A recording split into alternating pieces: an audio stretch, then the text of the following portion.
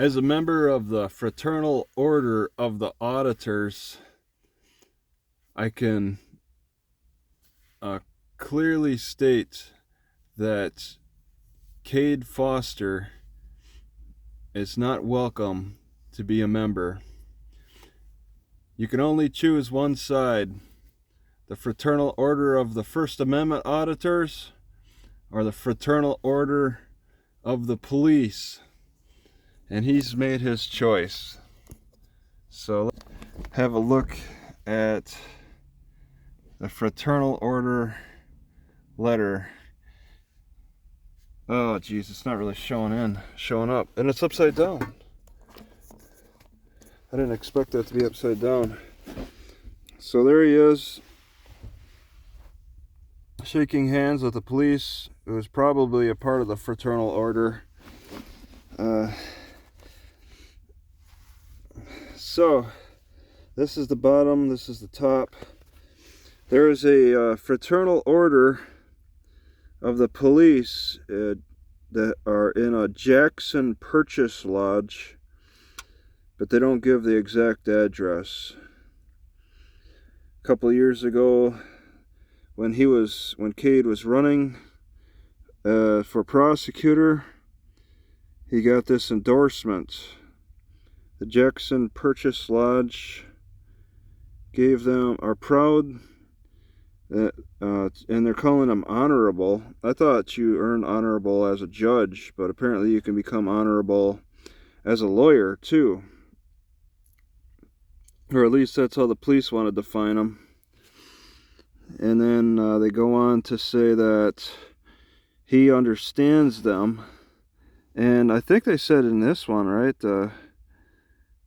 that he was some kind of code enforcer. Domestic violence. Yeah, he takes a strong stance on all the stuff that the police want to arrest people for on a regular basis. Let's see. Serves as chief compliance officer for a civil attorney role. So compliance and prosecutor, that's kind of a gradual chain of events, chain of activity there, that they're related, enforcing things.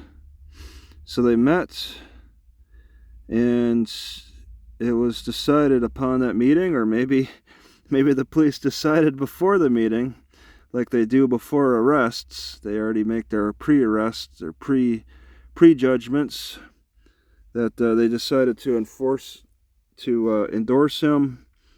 Paul Stevenson, I'm guessing, is a cop.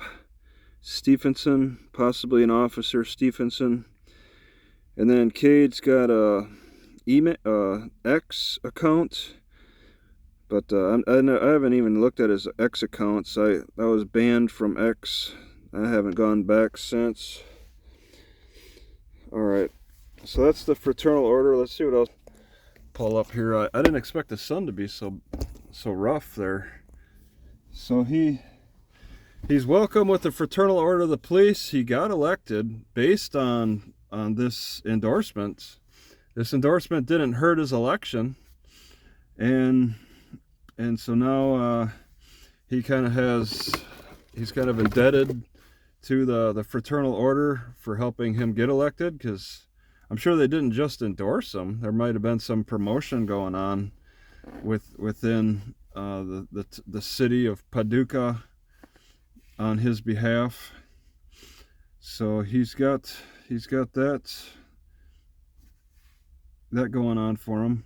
And I guess that's all I had to say about Foster. Foster put out a lot of social media. I mean, he's on everything: X, Instagram, I think Facebook when he was running. I mean, he's an elected official, so he's subject to scrutiny. I mean, that's just what elected officials do. And I mean, I'm pointing him out individually as my prosecutor, but he may not actually be the guy who sits through my trial. He looks over the prosecutors who prosecute me. And that other guy's, I forget his name.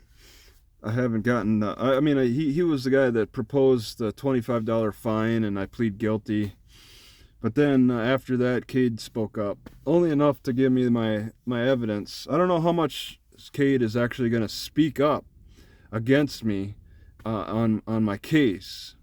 He talked about meeting with, there's children behind the glass, but I mean, he's got to have bigger things to do than just deal with a trespassing charge. It's strange, the tasks that some of these government officials take on, especially with elected officials. You got to question their leadership skills. All right, let's move on to Sergeant Ryan Burrell.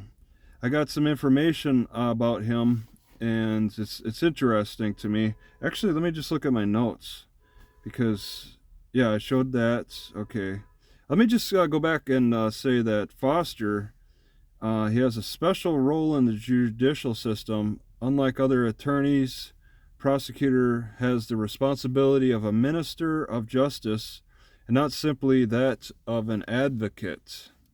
So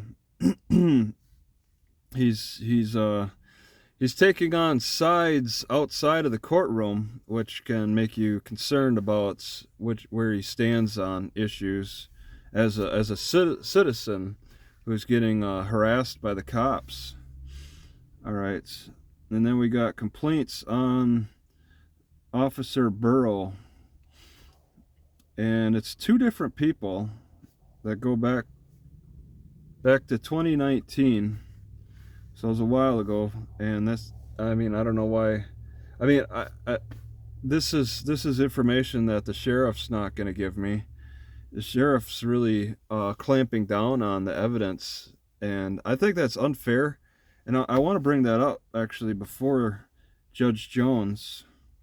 There's some issues where I guess I'll have to ask Judge Jones to order some information to be released to me for my defense, like the police policies or the sheriff policies. And I was thinking, I haven't really gotten around to it yet. I'm thinking that I should try to ask a sheriff in a neighboring county for their policies and see if they'll release them to me, and then use that as an argument if I am given their policies. Just say, hey, these guys over here are willing to give their policies. Why aren't you, Sheriff Ryan? See, I gotta find these. I'm still learning this information. Sheriff Ryan, I know where to find it. Yep, it's in there. Sheriff Ryan.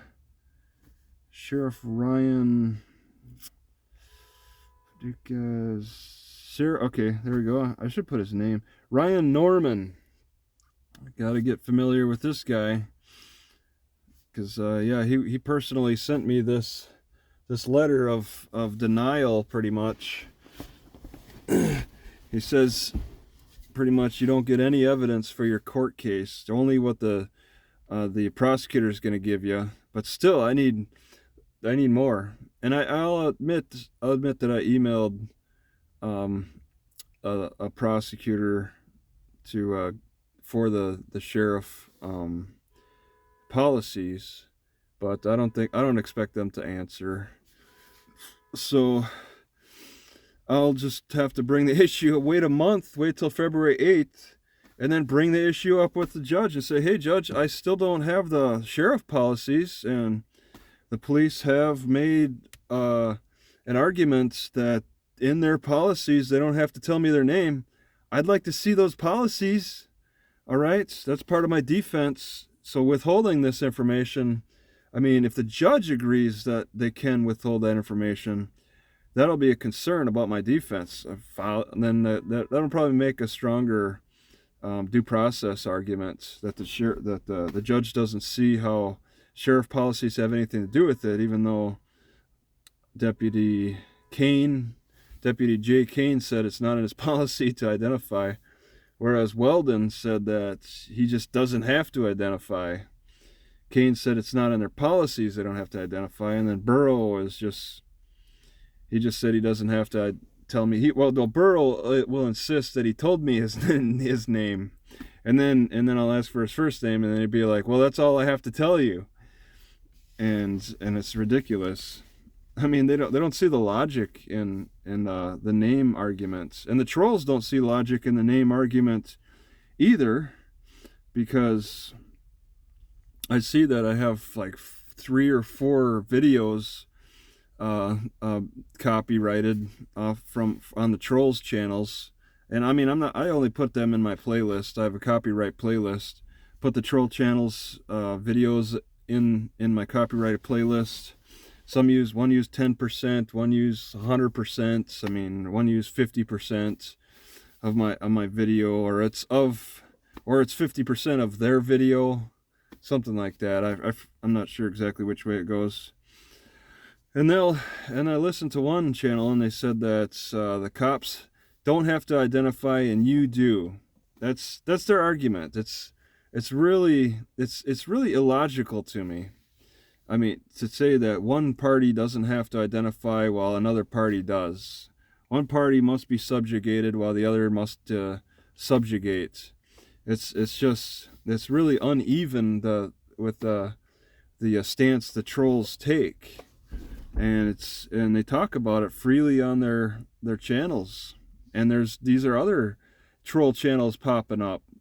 Once Schrodinger cat died a few years ago, he left an open void, but other trolls soon filled the holes, and the troll audiences flocked to them.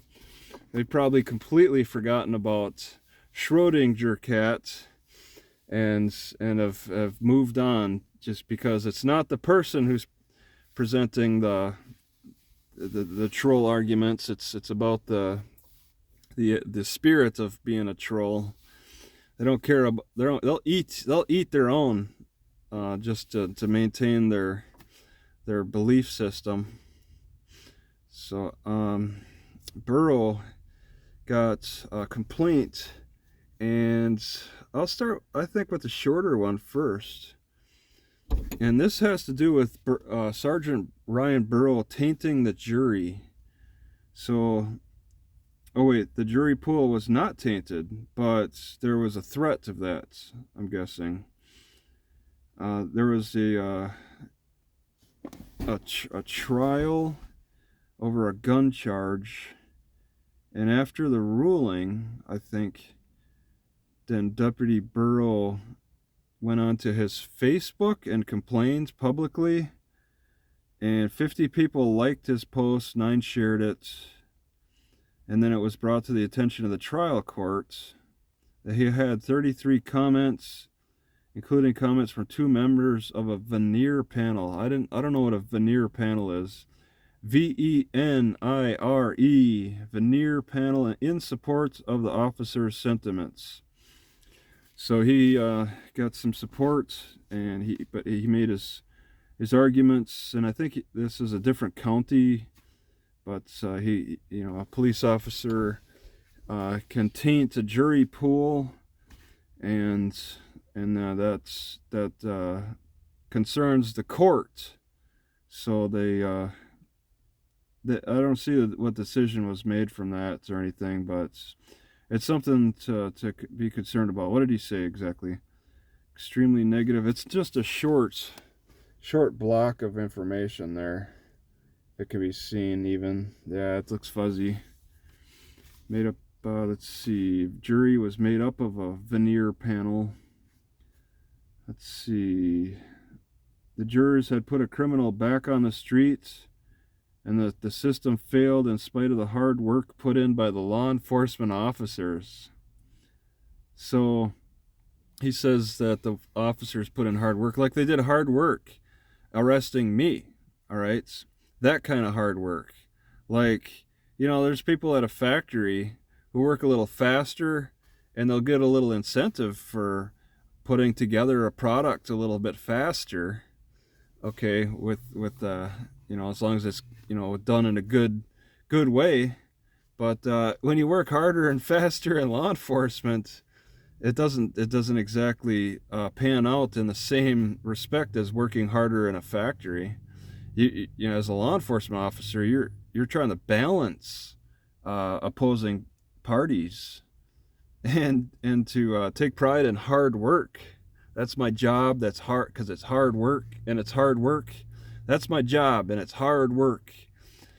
Well, you're balancing though. You're balancing out disputes and controversies, and when you're saying you're hard working at it, that's, I mean, that's a concern, because then it sounds like you might be veering in a direction that you shouldn't be going. You need to take a step back a lot more often as somebody who steps in the middle of things more than somebody who's pushing a product through the doors type of thing, selling a product, going door to door, selling vacuums, hard working, getting them sales up by talking about how great the product is and convincing the customer. There's a balance with police work. You're not in the military. Hard work in the military, the more people you kill, the more medals you can win. All right, that's hard work. Putting yourself in danger, killing the enemy, a clear enemy. But it's hard to do. It's hard to, you can't transfer that logic of the military into policing. There's a balance. There's no balance in the military. You don't sit there and try to find a common ground between two parties. You're one party and the enemy's the other party, and it's quite something. And clearly, Officer Burrow is a proponent for the military. He's wishing kind of to be more of a soldier, saying that they're doing this hard work trying to put the bad guys in jail. If you want to be working so hard to put the enemy, to put bad guys who are the enemy away for good, join the military.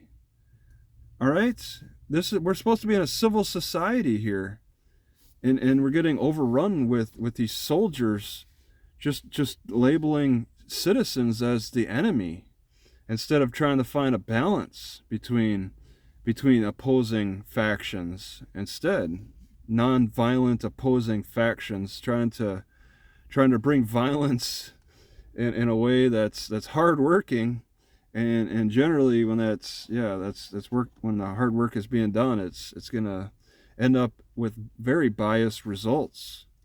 And so the courts get concerned about him talking about on social media about somebody's back on the street. The enemy is back on the streets, and your hard work went to waste. On the front line, you're on the front line of it all, fighting for the good of whatever your faction is, and now the enemy's back on the streets, and you got to go back out hunting for them again, hunting for new charges. It's quite a militaristic attitude. And the courts, I mean, you got a court system that's civil. There's a military court system that does the law a little bit differently, okay? And you got a civil court system that's trying to strike more of a balance. And right now, with the McCracken County Sheriff Department, they're very unbalanced and very military minded, with the good versus evil, with the good guys versus the bad guys. They're wishing, McCracken County, the sheriff deputies are wishing they had an enemy to fight. All right, where's that civil war we were looking for? All right, the North versus the South. Where's that line that we gotta advance over and just wipe out the enemy, just shoot to kill? Where is that? Where's the glory? That's more glory that they're looking for. All right, that's seems to be something that a lot of these deputies are striving for, is the glory. And you find that in the military. But for some reason, I read in the news, fewer white guys, fewer people in general are joining the military. But they're a lot of them are becoming cops. It's safer to be a cop, fighting non-violence, unarmed civilians, ransacking the cities and towns for what? That's not glory, for shame. It's more shameful to be ransacking civilians and taking advantage of them. Very shameful. And then we have another complaint. That was the jury tainting.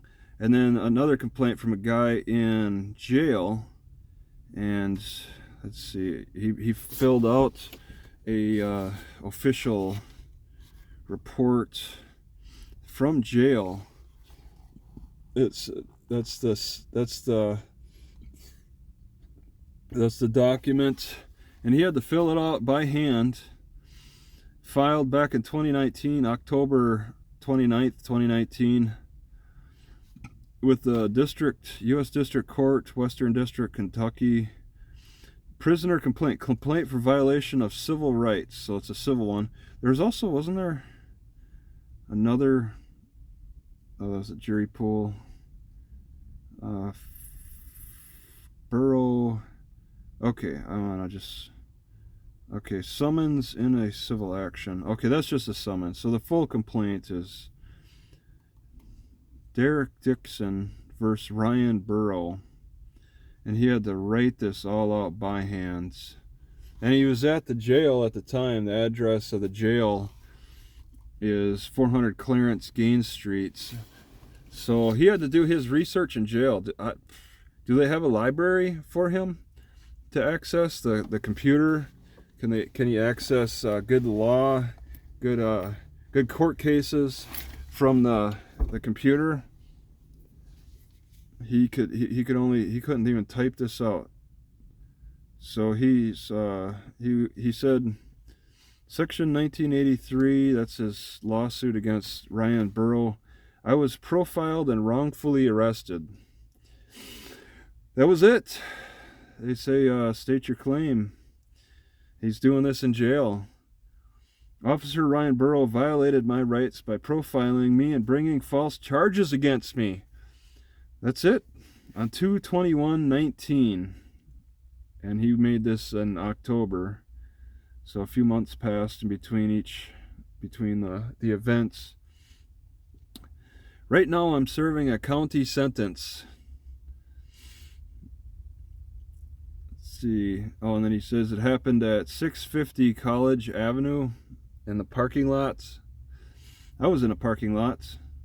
Sitting in a parking lot. Is that what happened? Sounds like something similar to my situation with Burrow. And I mean, there's others. If we could get complaints from the sheriff, if he would release complaints on these officers, they get a better idea of what's going on. I was actually told that Weldon did something a few days before my arrest. He did something about cutting somebody off and then arresting them. But it was just a comment on one of the videos, and I didn't look into it further. I don't know how to.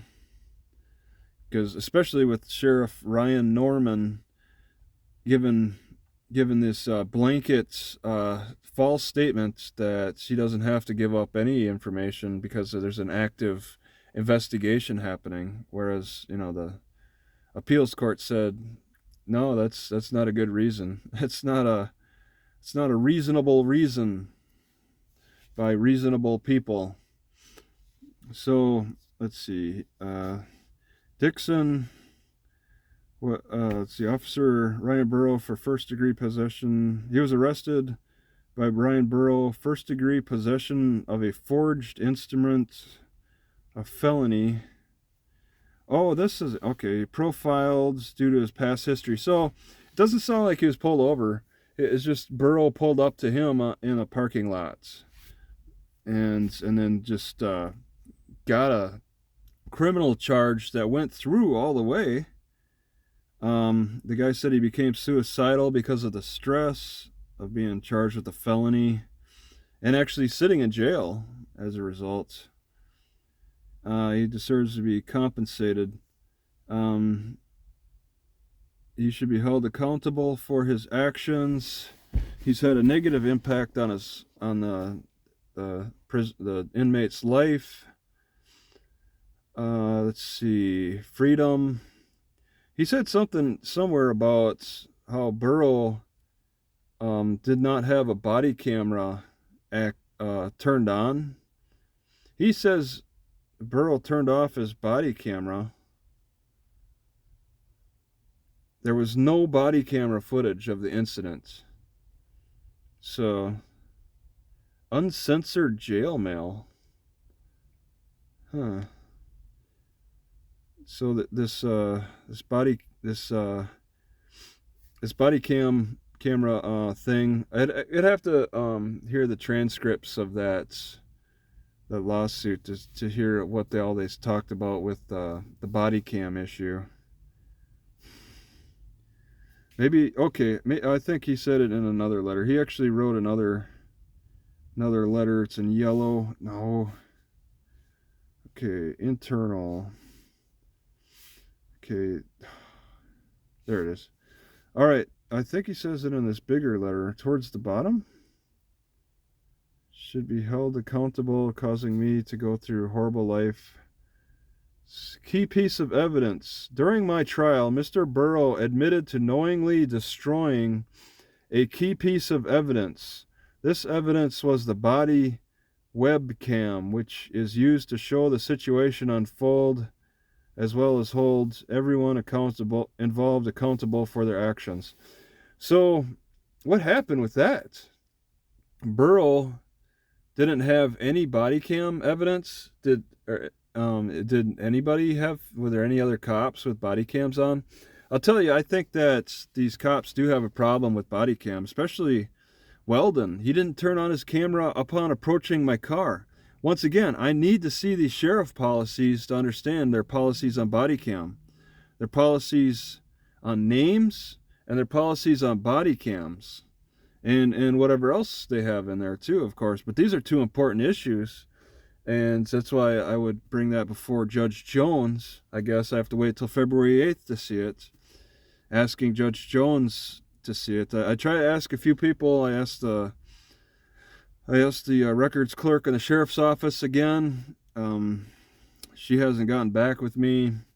I emailed back to the Sheriff Ryan Norman, and well, of course he didn't respond. He's way too busy.